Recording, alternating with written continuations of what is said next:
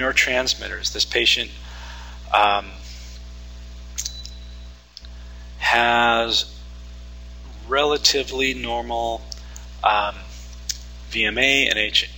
and HVA, so epinephrine and norepinephrine metabolism and dopamine metabolism appear to be good. She does have relatively high 5-hydroxyindole acetic acid, which makes me wonder if she has too much serotonin in her brain. And part of what makes me think that is that she thinks that I don't want to say she thinks, she feels better when she eats carbs. She doesn't feel settled when she doesn't have carbs in her diet. And I think that that's something that can be challenging when people are used to a baseline high level of serotonin. When you back them off of carbs, give them some 5-hydroxytryptophan to help them break that carb addiction. Part of that carb addiction is people get stuck on a high serotonin level, and when you lower their serotonin, when they lower their carbs, they feel like they're freaking out. And some people mistake that for hypoglycemia. A lot of people think they're hypoglycemic when they don't eat carbs, when it's not hypoglycemia at all. It's serotonin withdrawal. And remember, there's more serotonin receptors in the gut than there are in the brain. So when they think they're hypoglycemic, tell them to drink a glass of water. More often than not, they're just bored, or their stomach is just bored.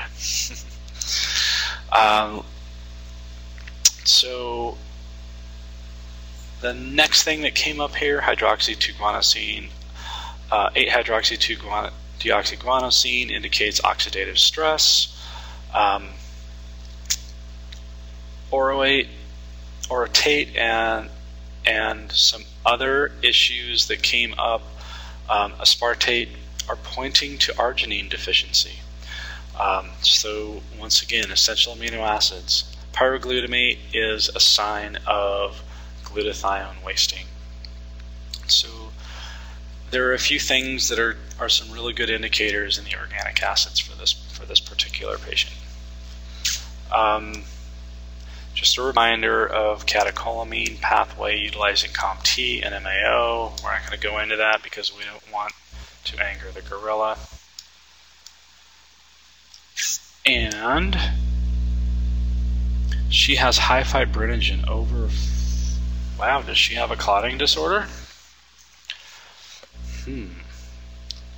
Sounds like she could use some nattokinase as well. Okay, so in summary, the things that stood out in her labs: methionine on the low end of normal, her branched chain amino acids were low, and her metabolites of her branched chain amino acids were also low.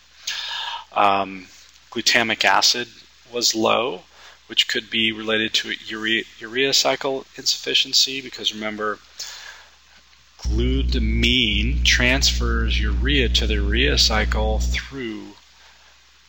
Glutamine is the transporter of urea to the transporter of nitrogen to the urea cycle, and glutamic acid or glutamate is the result of nitrogen being fed into the urea cycle. So I think there may be a connection with her urea cycle insufficiency and her low glutamate.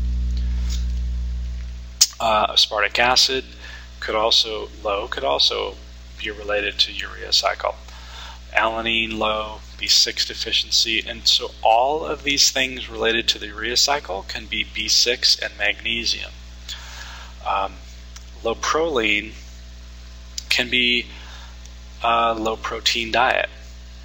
Dr. Zhang, is this patient vegetarian? I know that she has done the specific carbohydrate diet, but I don't know what her protein intake is like. But regardless of her protein intake, it appears not low meat daily. So yeah, so if she is eating meat daily, then she probably is low stomach acid, and her inflamed gut is probably just causing a malabsorption issue. Homocystine of 7.9 and low magnesium and borderline high calcium. her 4-aminoglutamate